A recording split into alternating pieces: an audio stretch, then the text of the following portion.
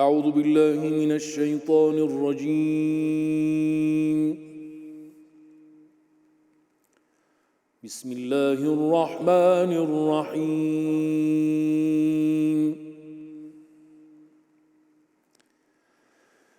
إذا جاء نصر الله والفتح ورأيت الناس يدخلون في دين الله أفواجا فسبح بحمد ربك واستغفره إنه كان توابا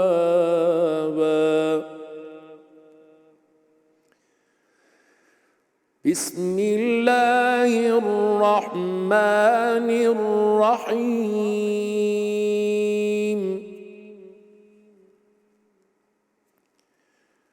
تبت يدا أبي لهب وتب ما أغنى عنه ماله وما كسب سيصلى نارا ذات لهب وامرأته حمالة الحطب في جيدها حبل من مسد بسم الله الرحمن الرحيم صدق الله العظيم.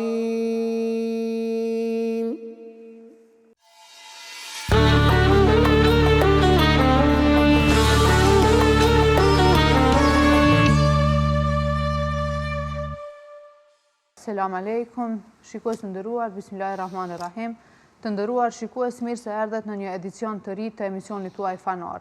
Emision që synon të ndriçojë zemra dhe mendjet tona me dritën e dijes dhe të vërtetës. Sonte kemi një temë madhështore nga historia islame, e cila është çlirimi i Mekës, çlirim i qytetit apo çlirim i njeriut. Një nga ngjarjet më të mëdha dhe më të ndritura në jetën e pejgamberit Muhammed sallallahu alaihi wasallam, një moment që shënoi triumfin e së vërtetës mbi padrejtësinë, faljen dhe hakmarrjen dhe mëshirën mbi urrëtitjen. Për ta trajtuar këtë temë kaq të rëndësishme, sonte kemi kënaqësinë dhe nderin të kemi në studio një personalitet të njohur të dijes islame dhe angazhimin e tij akademik, Hoxhën Hazan Baftiari, i cili do të na udhëheq përmes këtij kapitulli të lavdishëm të historisë tonë, duke nxjerrë mësime dhe mesazhe që vlen edhe për kohën tonë.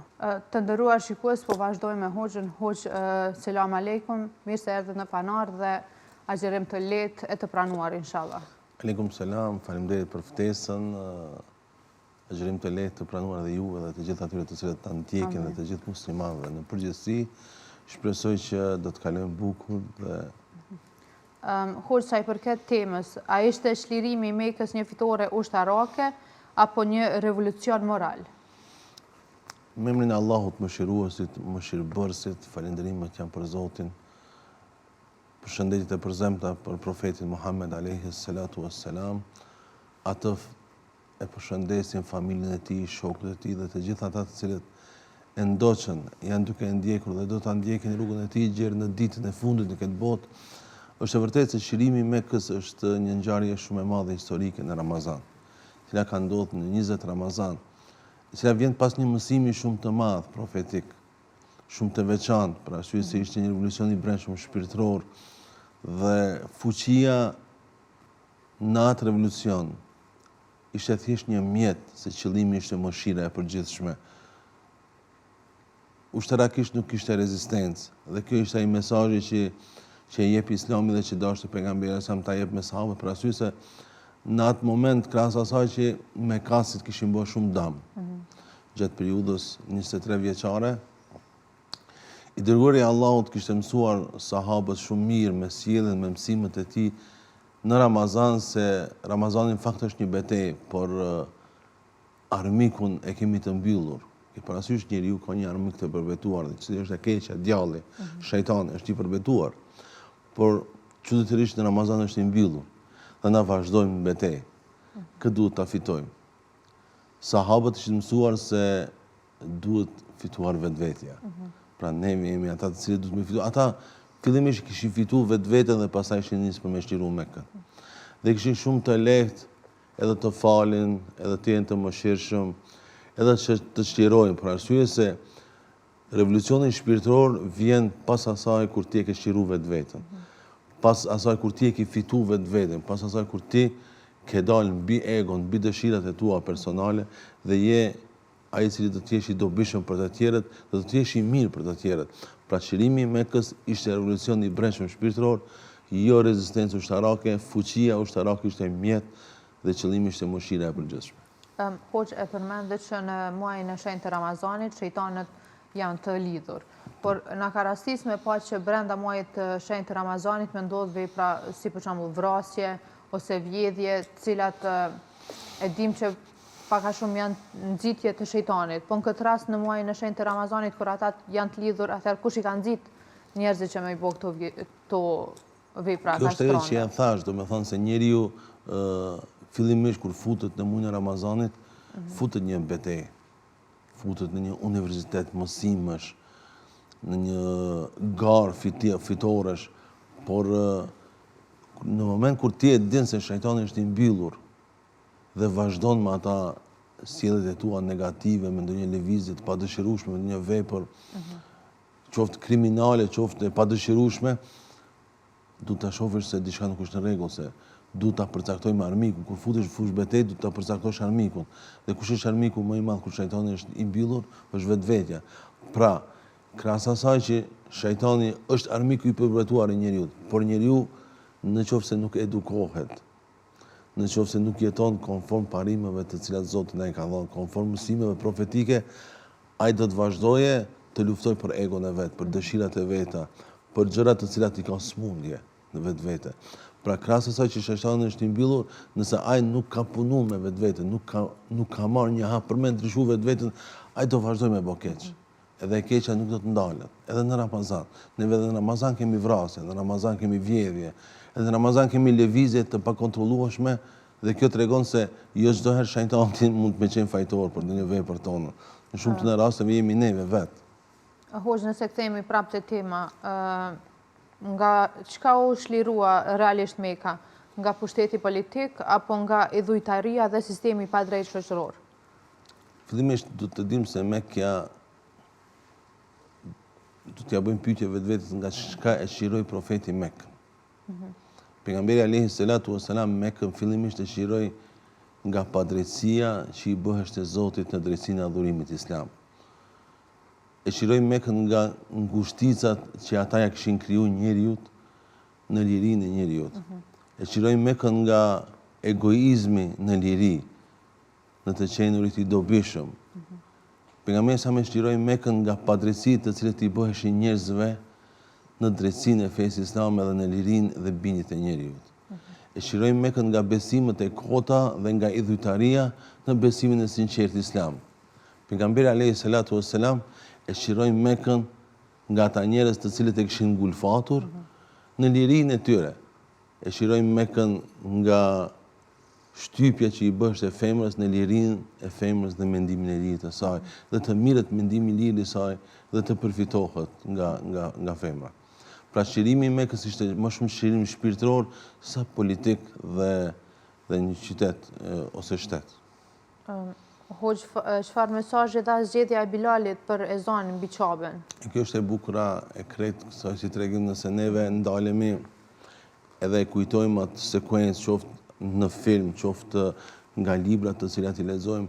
Pejgamberi alayhi salatu wassalam e zgjodhi Bilalin, nga se e kishte muezin, e zgjodhi Bilalin ta thret ezanin, po çuditërisht se ezani mund thirret edhe në tokë. Por i tha të ngjitet lart mbi Çabe. Arsyeja e ngjitjes së Bilalit mbi Çabe është që t'ju thot me kazve, atyre të cilët e kishin keq trajtu Bilalin. Pra ata të gjithë e dinin se ky ishte një rob dhe më e madhja dhe më e mira që mund t'i bësh që këtij të lihet me kafshët i pangohur ose i padënuar. Pra ta kaloj një ditë pa dënim ishte më e mira dhe dhurata më e madhe që mund t'i bëj këtij. Pra ai keq trajtoheshte në mënyrë shumë të rëndë. Dhe kur pejgamberi sa e ngjiti lart mbi qapi dha një mesazh shumë të qartë me kazve se e shihni se çfarë ka bërë feja islame këtij njeriu. Ju nuk e llogarisnit për njeri, por ai e ka ngritur me një vend ku nuk ishte ngjitur komb i çdo njeriu. Pra mbi qapi ngjitishin vetëm disa fise, pronartë disa fiseve, edhe atë në periudha të caktuara kohore, jo çdo kush. Pra ata nuk janë linin atë epitet çdo kujt që të ngjitet lart, po pejgamberi alayhi salatu wasalam tregoi se Islami nuk i vlerëson elitat. Islami bazohet mbi drejtësinë dhe mbi bindjet e fuqishme në Zotin. Allahu xhaleshan të gjithë njerëzit i shef të barabar. Tek Zoti më i mirë është më i devotshëm. Jo ai që është më i pasuri. Neve nuk ja u heqim pasurinë njerëzve. Ata do të vazhdojnë të jenë të pasur se është risk nga Zoti. Për arsye se pasuria nuk duhet të djallëzohet, thjesht duhet të ndrosh vendin. Pra mos ta kesh pasurinë e Zot, po ti të jesh zotruesi i saj, ti të jesh ai që i menaxhon. Pejgamberi Allahut u tregoi këta gjëra se njerëzit para Zotit janë të barabartë dhe mirësitë të cilat i kanë këtë botë nëse din ti menaxhojnë si duhet, ata do të lulëzojnë dhe do të jenë të qetë shpirtërisht. Në moment kur ata nuk do dinë mi menaxhu si duhet, ata do të djallëzohen dhe do të mbyten nga emocionet dhe nga dëshirat të cilat nuk kanë fund. Me këtë që Bilali radiallahu anhu ngjit mbi qabe, ju dha një mesazh shumë të fortë atyre se tek Zoti nuk ka dallim se ky është Europa, apo ti ju ishit zotëri apo dikush me epitetet e ndryshme, por Allahu fuqiplot dhe ngrit atë njeriu i cili është i sinqert dhe i bindur tek Zoti. Hoxha përmendet më herët rolin e gruas, të drejtat e grave. Po në këtë rast, çka tregon ruajtja e sekretit nga Aisha për rolin e gruas në këtë ngjarje? Është e vërtetë se shirimin e Mekës përpos pejgamberit alayhi salatu wassalam e dinte vetëm Aisha, se vetëm Aisha se kishte tregu. Dhe kjo tregon se gruaja është ajo që i ruan sekretet, bestikëria ndaj burrit të vet. Për arsye se baba i vet, Ebu Bekri, shkoi e pyeti Aishën, tha, për ku jemi nisur ose ku është duke shkuar profeti Allahut, a mos din ndonjë gjë? Tha, jo, nuk di kur ço. Edhe pse ajo e dinte. Pra krahas asaj edhe babës vet nuk i tregoi sekretin të cilën bisedat të cilat i ka me bashkëshortin. Pra kjo është një mësim për të gjithë neve, çdo një bashkëshorte, çdo një motër muslimane që është e martuar, sekretet, bisedat të cilat i ka me bashkëshortin e vet, ata nuk janë publike. Ata nuk duhet t'i di askush, as baba dhe as nana. Pra për arsye se janë bisedë e dy personave të cilët kanë vendosur me jetu bashkë dhe e ndajnë çdo gjë bashkë. Pra është sekrete dhe bisedat e brendshme nuk tregojnë jashtë, edhe sekretet e shtetit.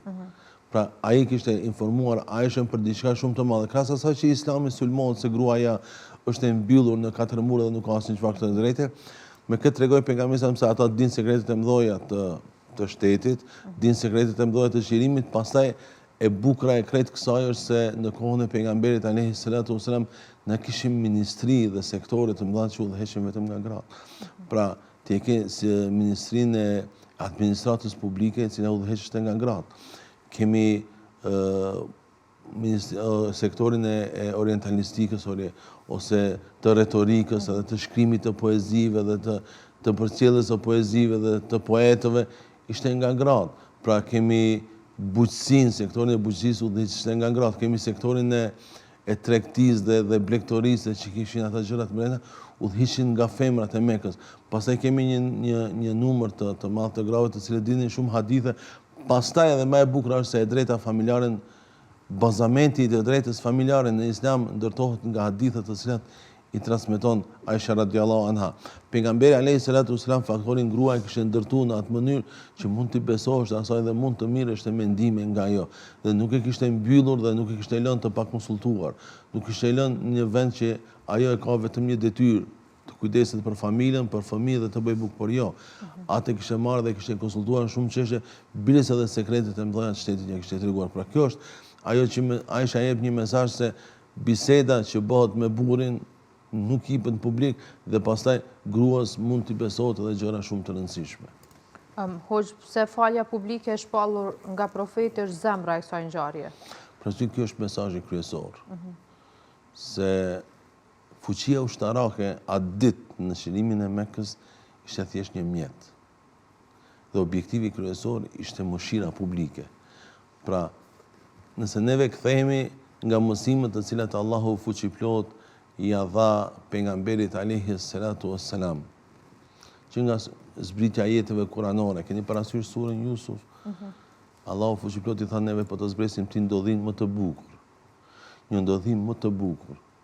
Dhe aty, kur vëllezërit e vet e ke shtrajtuar Jusufin, dhe i bën shumë lëvizje negative, shumë të këqija, ata e hudhën në bunare, shitën e pastaj ai nga durimi dhe nga sakrifica arriti të bëhet edhe ministri i financave dhe më vonë edhe kryeministër. Por në moment kur ishte ministri i financave, ishte ato vitet e thatësisë, po që duke kishin kapluar vetëm Egjiptin, por edhe shtetet përreth. Kështu që ndodhi që edhe vëllezërit e vet të shkojnë të kërkojnë ndihmë në Ministrinë e Financave në Egjipt për familjet e tyre dhe rastisën që ministri i cili do i priste në takim do të ishte vetë Jusufi. Në moment kur ata u ballafaquan me Jusufin, ata pritin tani se ki ka të drejtë me neve me bë çfarë të doj. Pra ashtu se neve e kemi bën. Po çfarë tha Jusufi alayhis salam? Tha, nuk i hapim dosjet e vjetra. Kemi mbyll dhe këtu përfiton zemrat. I dërguari i Allahut u sill me banorët e Mekës ashtu siç u sill Jusufi me vëllezërin e tij, me vëllezërit e tij. Pra unë nuk kam mi hap dosjet e vjetra. Ikni të gjithë jeni të lirë. Pra kush do të pranojë Islamin, urdhoni, dhe kush nuk do në është i lirë. Biles e bukura e krejt kësaj ishte se pejgamberi sa më kishte një 10-15 vetë në një listë të zezë. Dhe ju kishte thënë shokëve të vet, atje ku i takoni mos më pyetni, vritni. Pa ata nuk vranë. Pse ata para se mu taku me shokët e profetit, u takuan direkt me profetin. Pra e ke rastin e djalit të Ebu Xehlit, i Krimës. Gruaja vetë ngante mbrapa që ta ndalin se profeti i Zotit ka filluar me i fal të gjithë, pse po ikti. Ai tha jo se unë kam bërë shumë dëm, shumë keq dhe nëse ai më ka punë, padyshim se do të më vret. E kapi thuhet se diku nga Xhidja, ja larg nga Mekja, pra në Bregdet, e kapi duke u hyp ai në një anije për me ikë diku më larg. Tha eja se ta fal kur erdhin, dëgjoj gruan e vet kur mbrinin në Mekë, u drejtu para profetit, tha i dërguari i Zotit, tha më informo për Islamin dhe kjo tregon se ata informatët i kishin gabuara. Gjithmonë njeriu kur gjykon kundër fesë Islamit jeni shumë të bindur se informatët i kanë gabuara. Ose ka lexuar diçka gabimisht, ose ka kuptuar gabimisht. Për arsye se feja islame është fe hynore. Është argumentuar nga Zoti dhe nga profeti Allah. Pastaj fetaria ndryshon. Fetaria është interpretimi që na mund t'ia bëjmë fesë, ose t'ia bëjmë shumica e ligjëruese, por arsye se sot jetojmë në botën e rrjeteve sociale, në botën e internetit dhe ti duke ndetë në Prishtinë mund të ndëgjosh një hoxh diku shumë larg, një profesor të shkencave islame diku komplet në një kontinent tjetër. Dhe ai flet për Islamin, flet për ndonjë rregull islame, flet për ndonjë çështje shumë sociale, por flet për bashkësinë e tij, për gjërat të cilat e rrethojnë atë, dhe ti mund t'i marrësh mësimet atij dhe me dëshirë t'i aprovosh në vendin tënd dhe kjo mund të krijojë lëvizje të padëshiruara ose reakcione të padëshiruara dhe kjo e bën që neve kemi problem me fetarin, jo me fen. Feja islame është fe hynore. Mënyra e demonstrimit të fetarisë krijon pastaj mendime ose krijon kundërshtime të ndryshme të cilat çuditërisht bojnë keq për Islamin dhe muslimanët dhe ne jemi shkaku kryesor.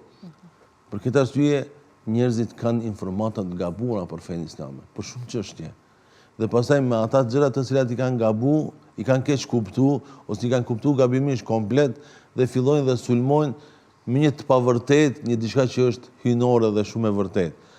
Për këtë dhe rasti kur qëndroi Ikrima ibn Abi Jahl para profetit Muhammed alayhi salatu wassalam, në atë moment i tha më informo për Islamin, do të thonë deri tash informatët e kam këtë gabim. Krejt që kanë thënë kanë treguar vetëm për me shtu urrëtitje ndaj teje, ndaj idhtarëve tu, ndaj fesë islame. Tani më tregon të vërtetën. Foli pejgamberi sa pra kjo është ajo komunikologjia e shëndosh, për arsye se i dërguari i Allahut kur fliste nuk e dëgjonin vetëm veshën. Qetësoheshte zemra dhe rahatoshte shpirti. Kjo është bukuria e komunikimit profetik. Për arsye se i dërguari i Allahut nuk i interesonte ta fitoj debatin, kjo e para, dhe e dyta nuk intereson të thjesht ta përcjell mesazhin, pastaj ti merres si të duar, se neve sot jetojmë në epokën, unë e kam për obligim me ta tregu, kurse ti e ke për obligim me e kuptu, nëse kam për obligim me e kuptu për ty. Pra ti e obliguar me e kuptu se çfarë jam të dëshme të thonë, kurse i dërguari Allahut kujdesesht edhe mënyrën çish ti ki me e kuptu, për arsye se një kuptuar i gabuar, një kuptim i gabuar mund të çojë deri në devijime të ndryshme për gjëra të tjera. Nga kjo pejgamberi sa u kujdes që i krimës t'ia shpjegoi shumë mirë gjërat për të cilat ai kishte informata të gabuara dhe erdhi deri në atë që Ikrima u bë musliman dhe pastaj ishte një nga i thartë dhe përkrasit e mëdhej të fesë islame derisa edhe ra dëshmor në sqirimin e Shamit. Hoq, kur muhabeti është i mirë, mandej edhe koha shkon shpejt, kështu edhe ne kemi arrit në fund të emisionit, po edhe një pyetje të fundit, por jo më pak e rëndësishme, është pse profeti nuk u kthye në shtëpinë e tij në Mekë pas lirimit. Kjo është sipas meje, që kam studiuar jetën e profetit me vite të tëra, kjo është për mua ndodhia më e fuqishme. Pra, ku bien poshtë komplet romantizmat botror. Komplet ata poezitë, romanet, dashuritë e mëdhaja, që shkruhen dhe nuk jetohen. Në moment kur pejgamberi sa më shiroi Mekën dhe komplet shokët e profetit shkuan në për shtëpitë e veta. Dhe ai nuk po lëvizte nga vendi dhe kjo ishte e bukur. Del Abdurrahman ibn Auf, njëri nga sahabët që ishte ekstrem shumë i pasur, dhe nëse neve sot i shohim historikisht miliarderët botror nga gjithë historia e njerëzit, do ta shohim që më i madhi nga të gjithë ishte Abdurrahman ibn Auf ose shoku më i ngushtë i profetit. Ai doli në rrugë dhe tha i dërguari Allahu, tha ti pse s'po shkon në shtëpi? Pra ata shkonin të gjithë në shtëpitë që ja u kishin uzurpu politeistët më herët, pra para 10 viteve. Dhe ai tha s'kam shtëpi. Tha si s'ke shtëpi? Tha ja kjo është shtëpia ite. Në shtëpinë ku ai banonte me Hatixhen radiallahu anha. Tha po shtëpinë time tha e kanë marrë tha djemtë e Axhës tim, pra djemtë e Ebu Lehebit. Sikur ta kishin ata do të shkoja. Nuk e kam problem për me shku. Por tha nuk e kanë tha ata. Ata e kanë shit. Tha tani ki buri huj që e ka blerë shtëpinë dhe unë s'kam drejt ta nxjerrë njeriu nga shtëpia se ai nuk e ka uzurpuar, e ka ble. Ta kishin uzurpatorët do e mirja. Tha i dërguari Zotit tani ti në rrugë, në shtëpi, sikur nuk shkon fare. Më thuaj çfarë të bëjmë? Tha më ndërtoni një çadër. Këtu është bukuria. Tha ku ta bëjmë çadrën? Tha afër varrit Hatixhës. Ke parasysh pra, i dërguari Allahut nuk e harroi atë skenë asnjëherë, nuk e harroi atë mund asnjëherë, nuk e harroi atë dashuri asnjëherë, nuk e harroi atë investim të madh për misionin e Zotit asnjëherë dhe jo rastësisht, as pak e rastësishme që Zoti jep selam Hatixhës. Pastaj kur profeti i Zotit e merr selamin nga Xhibrili alayhis salam, se Zoti ka bërë selam Hatixhës, Xhibrili alayhis salam thotë, o dërguari i Zotit thotë, jepi selam edhe nga unë. Unë krahas asaj që kam shkruajtur shumë për jetën e profetit, jam marrë gjatë me këtë studim, askund se kam gjetë, askund s'kam mund me përshtat, për arsye se nuk ka fjalë, nuk mund të shkruhet, jam dalë me mendu ndonjëherë kështu vetvetiu, si ka pas mundi Hatixha në atë moment kur i ka thënë Zotit ka bërë selam. A di çfarë do të thotë kjo? Çdo gjë yti është e pranuar, çdo gabim i yti është i falur dhe neve mezisa s'po të presim më art tek neve. Pra, a ka mundësi njeriu ndalet vetëm në moment mi përjetu ato emocione se ajo s'ka fol, nga marrja e selamit ka ndru jetë, ka vdek. Pra nuk ka tregu, nuk janë pa emocion, nuk i ka transmetuar pejgamberi sa me emocionet, por njeriu çuditërisht ndalet aty dhe thotë tërë kjo dashuri nga profeti, ke parasysh pra, nuk është puna se profeti i ka dashur të gjithë, biles njerëzit në Mekë kanë thonë ose në Medinë kanë thonë i dërguari i Zotit kur fliste me ty të bënte të ndihesh se ti je njeriu më i veçantë në botë. Por për dikan tha ma bëni varin afër Hatixhës, ma bëni çadrën afër varit Hatixhës, pra nga dashuria, nga mirësia, nga krejt ata gjërat e mira të cilat më ka dhënë Hatixha. Dhe kjo është kulmi i një romance. Krahas asaj që njerëzit mund të shkruajnë poezi, të këndojnë, të shkruajnë romane, e bukur kur shkruhet, por e vështirë të jetohet, për arsye se nga e thëna në të borë është shumë larg, dhe nga ata poezitë e famshme, dhe nga ata shkrimet ekstrem shumë të famshme, dhe nga ata romancierët e mëdhenj si Romeo e Julieta, ose Kaj, si Leila, Mejnun dhe Leila, ose shumë tjerë.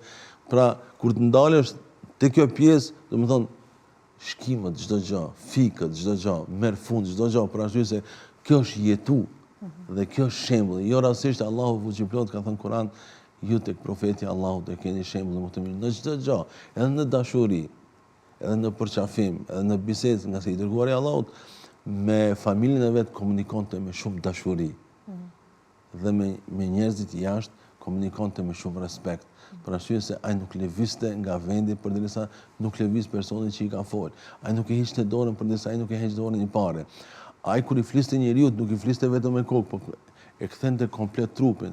Pra kjo e bonte që njerëzit të shlirohen nga egoja e vetë.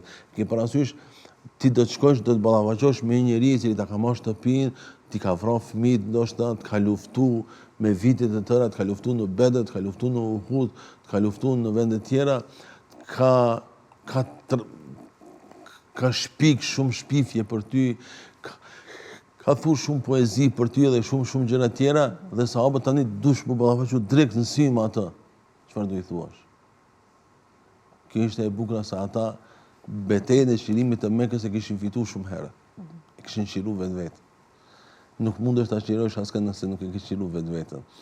Nuk mund ta fitosh askën nëse nuk e ke fituar vetveten. Për arsye se tek tjetri nuk është e domosdoshme ta fitosh debatin ose luftën, t'ia fitosh zemrën. Ky është mesazhi islam. T'ia fitosh zemrën e njeriu është puna më e madhe. Është pak e rëndësishme se kur debatojnë dy veta kush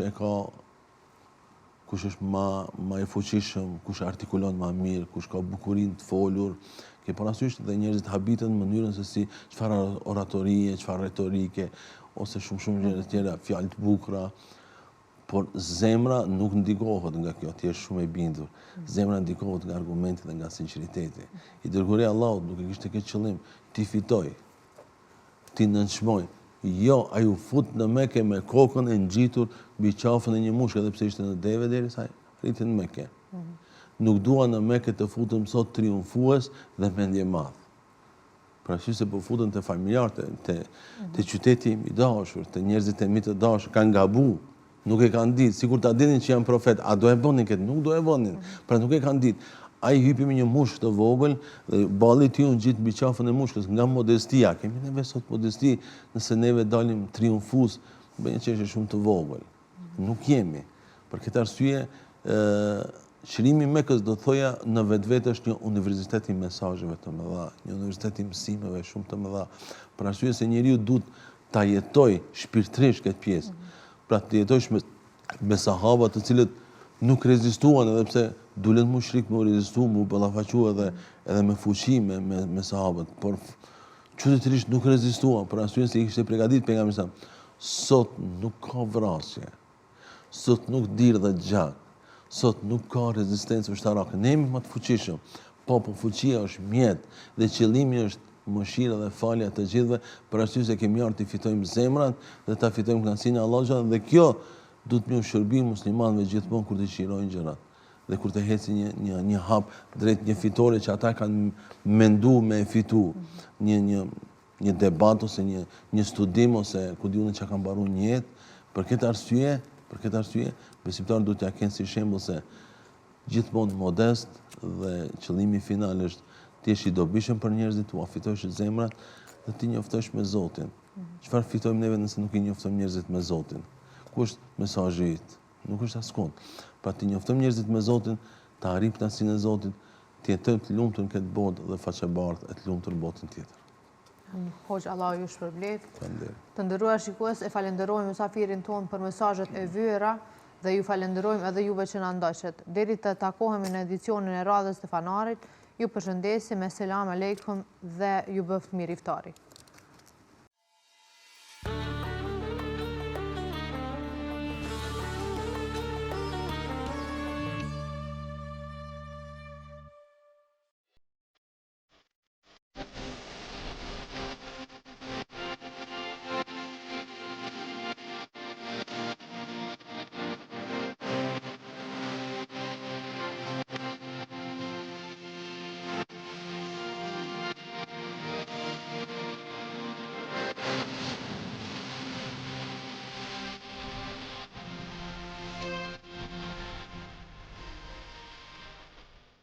Në zemër të Prishtinës së vjetër, aty ku sot shtrihen institucionet kryesore të vendit, dikur ngrije një nga pikat më të rëndësishme të jetës fetare, shoqërore dhe urbane të qytetit. Pikërisht nga kjo hapësirë, ka nisur zhvillimi i Prishtinës së vjetër me xhaminë e Llokaçit, si bosh rreth të cilës u ndërtua jeta e përditshme, tregtia dhe bashkëjetesa. Kjo xhami nuk ishte vetëm vend falje, por dhe pikë orientimi për qytetin që po frymësohej. Xhamia e Llokaçit, ose si është quajtur xhamia e Lokajve, apo xhamia Yunus Kadiut ose Yunus Efendiut, është një xhami prej xhamiave të vjetra të qytetit të Prishtinës, e cila është ndërtuar në vitin 1551. Dhe sipas dëshmitarëve edhe të kohës të cilët kemi pas rast edhe ne t'i ndëgjojmë, qyteti vjetër i Prishtinës ka fillu pikërisht prej xhamisë së Llokaçit apo prej xhamisë të Yunus Efendiut, dhe sot i kemi edhe gjurmet e kësaj xhamie, ku prej kësaj xhamie në pjesën ku ekziston do të qeveria dhe komuna, ka qenë edhe qarshia e vjetër, qarshia e kohës së vjetër, një qarshi që me të vërtet ka qenë një pasuri shumë e madhe e trashëgimisë tonë. Rrëfimi e shpalos xhaminë e Llokaçit si piknisje historike të Prishtinës urbane, ajo del si qendër rreth së cilës u zhvillua qarshia e vjetër, një hapësirë me vlera të mëdha ekonomike, kulturore dhe fetare. Përmes këtij rrëfimi bëhet e qartë se humbja e xhamisë dhe mesxhideve përreth saj nuk ishte vetëm humbje objektesh, por humbje një strukture të tërë qytetare që ka ndërtuar identitetin e Prishtinës për shekuj me radhë. Historia e xhamisë së Llokaçit nuk mbetet vetëm në kujtesën gojore, ajo është dokumentuar edhe me burime shkencore dhe arkivore që vendosin këtë objekt në hartën e trashëgimisë osmane të qytetit. Për xhaminë e Llokaçit që është e ndërtuar nga Veliu i biri Yunusit, e cila në literaturën osmane njihet domethënë si xhamia e Yunus Efendiut, është ndërtuar në vitin 1551-52, dhe si që di domethënë pushteti i kohës në vitin 1953 me arsyetime domethënë të kohës politike arriti që ta shkatërroj, por që fatmirësisht domethënë vitin 2002 me sa di domethënë janë gjetur disa gjeti që konsideroj që duhet të dalin një ditë sipërfaqe dhe truhet me një farë domethënë ky kujtim për këtë xhami, e që fatmirësisht në arkivin e Kosovës ekzistojnë edhe disa fotografi që e shpërfaqin me një farë madhështinë e kësaj xhamie që ndërlidhet pikërisht me qarshit e vjetra që ka pasur Prishtina sipas modelit të qyteteve osmane. Sigurimi historik e konfirmon identitetin e xhamisë së Llokaçit në literaturën osmane dhe periudhën e ndërtimit të saj. Në të njëjtën kohë, ajo hedh dritë mbi shkatërrimin e xhamisë në rrethana politike, duke bërë të qartë se kjo humbje nuk ishte rastësi, por rezultati i vendimeve të kohës. Fotot arkivore dhe gjetjet e mëvonshme mbeten sot dëshmi të rralla të madhështisë që kjo xhami ka pasur dikur. Aty ku mungon objekti fizik, rëndësinë e merr dokumentimi. Trashëgimia e zhdukur kërkon kujdes institucional dhe përkushtim profesional që të mos mbetet vetëm kujtim. Ekzistojnë shumë fotografi të cilat e dëshmojnë ekzistencën e kësaj xhamie. Është e vërtetë që institucionet kanë për detyrë dhe për obligim profesional që të gjejnë burime sa më të shumta për të gjitha objektet edhe të banimit, edhe të kultit, të gjitha kategorive, të dëshmojnë, të dokumentojnë, të botojnë edhe gjeneratat që janë tani, edhe të ardhshmet, ta kenë një njohuri, një pasyrë të asaj se në për çka ka kalu kjo popullat dhe çka ka trashëgu edhe çka ka met nga ajo trashëgimi e së kaluarës. Ky rrëfim zhvendos vëmendjen drejt përgjegjësisë së institucioneve për rujtjen dhe dokumentimin e trashëgimisë. Xhamia Llokaçit shndrohet në shembull të qartë se sa rëndësishme është që dëshmitë historike të ruhen dhe të përcillen te brezat e ardhshëm, si pjesë e identitetit kolektiv të qytetit. Edhe pse shkatërruar, xhamia Llokaçit nuk është dukur plotësisht. Gjurmet e saj ende flasin në hapësirën urbane të Prishtinës. Në fakt, si rezultati punimeve të komunës së Prishtinës, janë realizu disa punime në vitin, nësa diun vitin 2012, edhe ndër të tjera është gjetë bazamente i minarës së xhamisë së Llokaçit, e cila është këtu në afërsi afër nesh, edhe qeshmja apo burimi që e përmenëm pak më herët. Në fakt nga krejt ajo, sot është rujt vetëm e qeshme edhe ajo është bon një konzervim i cili pak a shumë mja ka dhonë formën, do të ta kemi parasysh se kur e kemi zbulu ne, aty për rreth qeshmes ka pas gur varrezor, të cilat e kanë bon një farë lloj korite për me najt ujtë. Do më thonë, është intervenu ko pas ko sepse ato e në dëmtuar. Zbulimi i bazamentit të minarës dhe ruajtja e qeshmes janë dëshmi fizike të ekzistencës së kësaj xhamie. Këto mbetje e rikthejnë xhaminë e Llokaçit në realitetin e sotëm, duke dëshmuar se historia e saj është ende e pranishme, edhe pse objekti nuk qëndron me në këmbë. Ne si Bashkia Islame vërtet kemi humbur shumë nga kjo trashëgimi, pasi që në qarshinë e vjetër kanë ekzistu edhe mesxhide, që njëri prej mesxhideve është i shkatruar bashkë me këtë qarshi. Pra kjo qarshi ka filluar prej xhamisë të Yunus Efendiut dhe ka vazhduar deri te Permendorja po Trekanshit, sot që gjendet ose te sheshi i Adem Jasharit. Dhe pikërisht ndërmjet qeverisë së Kosovës dhe komunës ka ekzistuar mesxhidi ku janë falë njerëzit deri në vitin 1945 dhe apo pas deri në kohën pas luftës së dytë botërore. Xhamia e Llokaçit sot jeton përmes kujtesës, dokumenteve dhe gjurmeve të mbetura. Ajo përfaqëson një periudhë kur Prishtina u ndërtua rreth besimit, tregtisë dhe bashkëjetesës.